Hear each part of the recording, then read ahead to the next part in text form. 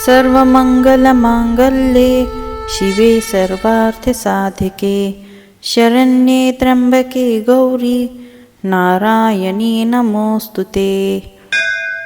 प्रिय भक्तों, स्वागत है आप सभी का आपके अपने YouTube चैनल शर्वरी के कथारंग में। आज हम सावन के तीसरे मंगला गौरी की व्रत कथा और पूजा विधि के बारे में जानकारी लेंगे। कृपया इस वीडियो को अंत तक जरूर सुनिए। अगर आप पहली बार हमारे चैनल पे आए हैं तो हमारे चैनल को सब्सक्राइब कीजिए। तो आइए प्रारंभ करते हैं आज की कहानी। मंगला गौरी व्रत सावन के मंगलवार को रखा जाता है। मंगला गौरी व्रत के दिन भगवान शिव और माता पार्वती की पूजा की जाती है। साथ ही मनचाहा वर पाने के लिए व्रत भी किया जाता है।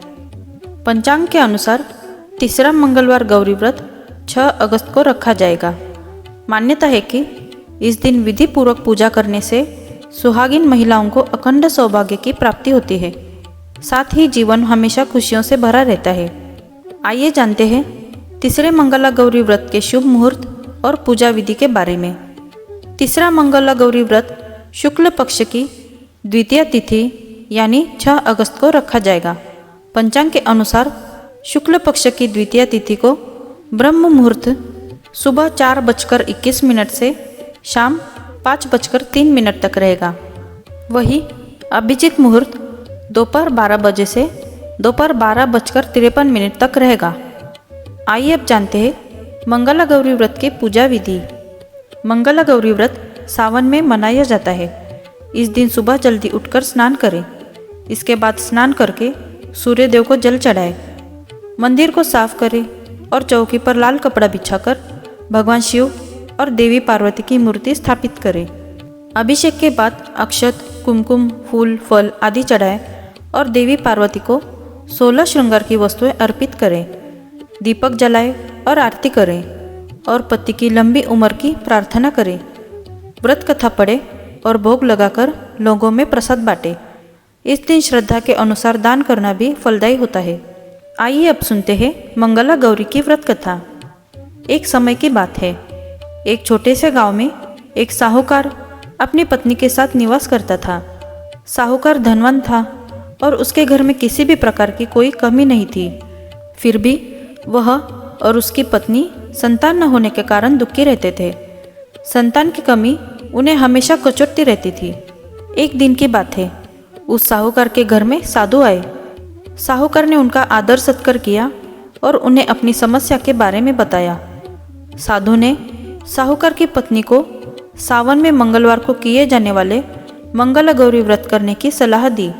साथ में पूजा विधि के बारे में भी संपूर्ण जानकारी प्रदान की। इसके बाद साहूकार की पत्नी ने सावन माह के पहले मंगलवार से ही गौरी मंगला का पूजन व्रत रखना शुरू कर दिया। अब वह हर मंगलवार को विधि पूर्वक व्रत और पूजा पाठ करने लगी। इस प्रकार कई महीनों तक उसने वह व्रत किया। एक दिन उसकी धर्मनिष्ठा से प्रसन्न होकर माता पार्वती ने भगवान शिव से साहूकार और उसकी पत्नी को संतान प्राप्ति का वरदान देने के लिए कहा। साहूकार को उस रात स्वप्न में एक दिव्य शक्ति ने दर्शन देकर कहा कि एक आम के पेड़ के नीचे भगवान गणेश की मूर्ति विराजमान है। तुम उस पेड़ से आम तोड़कर अपनी पत्नी को खिला देना। इससे तुम्हें संतान की प्राप्ति का सुख मिलेगा। साहूकार ने अगले दिन सुबह उठकर अपनी पत्नी को इस सपने के बारे में बताया और वह उस आम के पेड़ को ढूंढने के लिए निकल पड़ा। काफ़ी समय तक ढूंढने के बाद आखिरकार साहूकार को वह आम का पेड़ मिला जहाँ भगवान गणेश की मूर्ति विराजमान थी। उसने आम तोड़ने के लिए उस पेड़ पर पत्थर मारना शुरू कर दिया। पत्थर फेंकने से एक आम तो टूटकर नीचे गिर गया, लेकिन गलती से एक पत्थर जाकर भगवान गणेश की प्रतिमा को लग गया। इससे भगवान गणेश क्रोधित हो गए और उन्होंने प्रकट होकर उस साहूकार को श्राप देते हुए कहा कि हे स्वार्थी मनुष्य, तूने अपने स्वार्थ के कारण मुझे चोट पहुंचाई है, लेकिन तुझे माँ पार्वती की कृपा से संतान की प्राप्ति तो होगी, लेकिन उसकी मृत्यु 21 वर्ष के आयु में ही हो जाएगी। यह सुनकर साहूकार बहुत घबरा गया और वह वापस घर चला गया। उसने वह फल अपनी पत्नी को खिला दिया और किसी को भी इस घटना के बारे में नहीं बताया। कुछ समय पश्चात भगवान शिव और माता पार्वती के आशीर्वाद से साहूकार और उसकी पत्नी को पुत्र की प्राप्ति हुई। इससे उन दोनों के जीवन में खुशी का ठिकाना न रहा, लेकिन साथ ही साहूकार इस बात से भी चिंतित था कि उसका पुत्र अल्पायु होगा। देखते ही देखते वह बालक 20 वर्ष का हो गया और व्यापार में अपने पिता का हाथ बटाने लगा। एक दिन घर लौटते समय साहूकार पेड़ की छांव में तालाब किनारे बैठकर अपने पुत्र के साथ भोजन करने लगा। तभी वह कमला और मंगला नामक 2 कन्याएं कपड़े धोने के लिए आई और कपड़े धोते हुए आपस में बात करने लगी। कमला ने मंगला से कहा कि मैंने इस सावन मास में प्रत्येक मंगलवार को मंगला गौरी व्रत रखने का निश्चय किया है। तुम भी माँ पार्वती को समर्पित यह व्रत अवश्य करना। इससे माता पार्वती प्रसन्न होती है और आप पर उनकी कृपा दृष्टि बनी रहती है। इसे करने से मनोवांछित वर और अखंड सौभाग्य की प्राप्ति होती है। कमला की बात सुनकर मंगला भी इस व्रत को करने के लिए तैयार हो गई। दूसरी ओर साहूकार ने दोनों कन्याओं के बीच यह पूरा संवाद सुन लिया और उसने अपने मन में यह सोचा कि यह कन्या मंगला गौरी व्रत को करती है, इससे इसे अखंड सौभाग्य की प्राप्ति होगी।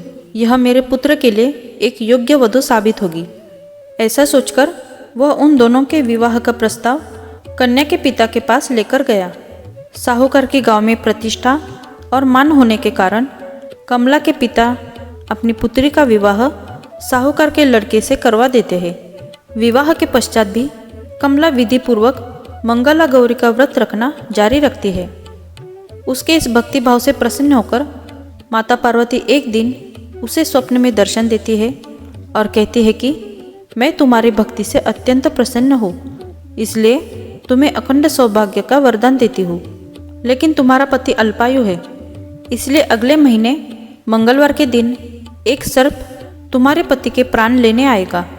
तुम उसके लिए एक प्याले में मीठा दूध रख देना, उसके पास एक खाली मटका भी रख देना। सर्प दूध पीकर उस मटके में चला जाएगा और फिर तुम उस मटके को ऊपर से कपड़े द्वारा ढक देना। अगले मंगलवार को कमला ने माता पार्वती की बात मानकर एक प्याले में मीठा दूध रख दिया और पास में एक मटकी भी रख दी। सर्प ने आकर दूध पिया और मटके में जाकर बैठ गया।